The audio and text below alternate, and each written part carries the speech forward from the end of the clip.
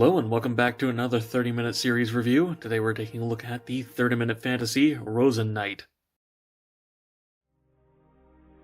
And usually we start the review with Articulation, but I do want to point out quickly that the engineering of this has more in common with the 30-minute Sisters line than it does 30-minute missions.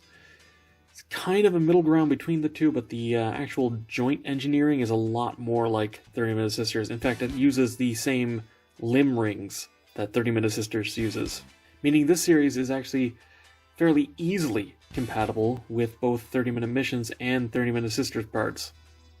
Alright, and starting off, as always, with Articulation. Head is on a ball joint, as well as a backwards hinge in the neck, and then a forward-facing ball joint at the base of the neck, so you get a ridiculous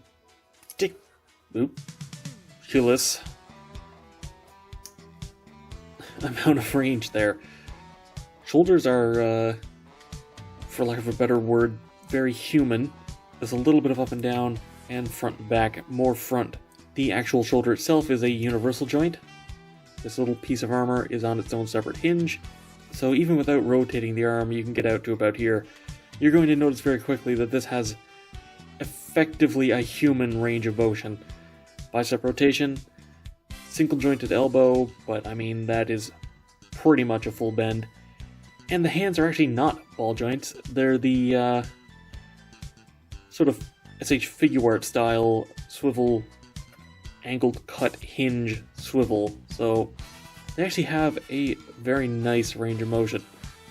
The torso is a stack of ball joints, though that said, you get a lot of movement in the rib cage here, honestly. The waist has a fairly natural movement here, but then you get even more up here. The hips is a ball joint, but it's effectively just a stiff rotation. As for the hip joints themselves, they're a fairly standard drop down for extra range. Otherwise, it's just a universal joint. Then there's a intentional thigh swivel here, but then there's an unintentional one here because of the peg running through. Double jointed knee for pretty much a full bend. This armor can swivel, but it's just due to the construction. And this angle is very similar to how they do modern figure art joints. Swivel here, front to back, and then an angled swivel at the base. These have a pretty much perfect range of motion. Any pose that you could do, and probably a couple you can't, this thing can pull off. Now, before I armor this up, let's just go over a few quick accessories before we get into the main thing being, well, the armor. You get closed fists, open, splayed, relaxed hands, and 2 holding hands. And there's just a couple little extra bits. A little clip piece with 3mm peg so you can store the weapon, I guess. And 3 different ways to attach the shield. This, by the way, is on a very slight angle. This is just 3mm to 3mm with like a 5-degree bend. This is one... It's the, you've seen this a lot in Gunpla. If you build it, the sort of L shape, this plugs into the back of the arm, and then you can either put it on the side of the arm or onto the back. This is a handle, just to be held in the holding hands. Alright, now, there's just a little bit of prep to put on any of the armor. First off is to pull off this chest plate. And the second is to pull the face off. Then pull the hands off, which is actually slightly easier if you just pull... Well, you have to take these off anyway. Then you want to rip all the limbs off to take these rings off, so, be right back. And here's the Rosan Knight in its full armor. It's actually not very easy to see the eyes in there.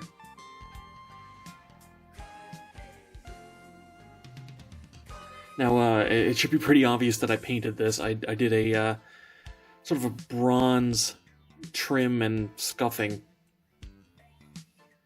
And I do think it makes it pop, but honestly, this thing looked great even without the paint.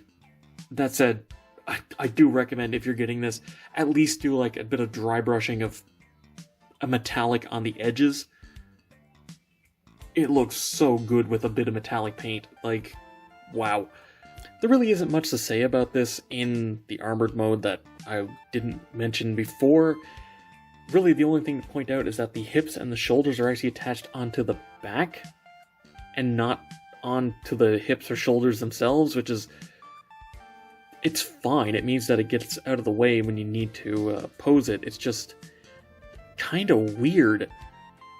The shoulders, especially since there is the 3mm hole on the shoulder piece itself, it's weird to not have it attach on there, you know? But it looks fine. And it does technically mean that you have better articulation, since this can just completely get out of the way of the arm. Let's get up close on that helmet again, because I really love how these parts go together. The mohawk of the helmet plugs into the back, and then the faceplate is actually two separate pieces. This is the mouth, and this is sort of the visor that goes over the eyes. So you can actually mix and match these, which is really cool. Sword is the usual 30-minute fare of the blade being one piece and the handle being a separate one, so you can swap them out. Shield is actually made out of two pieces, so it's not hollow on the inside, which is actually really nice. And I do want to point out that the leg armor is actually two separate pieces. This one attaches onto the knee. There's a few other things to mention, mostly in the manual. A few things about this is, one, there's actually a speed assembly page where it literally just goes, hey, here's all the parts you need, put it together, if you don't want to go through the individual instructions, which is nice. Also, I do want to point out that all these runners are actually made in such a way that the individual parts for each section are numbered individually. So you just go through these, snap all of them apart, put all the numbers with each other, and you can just build each piece.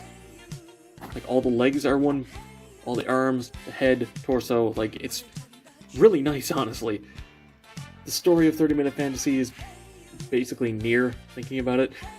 But the lore for the silhouettes themselves is, it's basically Bionicle, but with a European medieval aesthetic instead of a Maori one. They all have elemental cores. It's honestly really cool. I like it a lot. And as for quick size comparison, these guys are about 1/12 scale, let's say. Next to a shorter 1/12, like, well, let's say back arrow here. A little bit taller, but if you put it next to a slightly taller 1/12 scale, like Momotaro's, a little bit shorter, so about 1/12 scale. So, to wrap this review up, 30-Minute Fantasy is a really cool line. I'm very tempted to get some more of these. This is 100% scratching that Bionicle itch. I mean, robots are cool, knights are cool, elemental robots are cool. Again, this is basically Bionicle, but with a medieval aesthetic. I can fully recommend picking a couple of these up. Honestly, my only complaint is that the armor is kind of a hard plastic compared to the actual silhouette, but it's a darker color anyway, so it doesn't really matter. And honestly, I'm half convinced they just went with the harder plastic so that it's shinier and looks more like metal. And that's all for this video. Thank you very much for watching. Be sure to let me know what you think down in the comments below. Subscribe and hit the bell to be alerted for future reviews. Come chill in the Discord. Follow me on Twitter, if that's even still around. And consider supporting me on Patreon so I can keep bringing you videos like this. And, as always, until next time, happy building.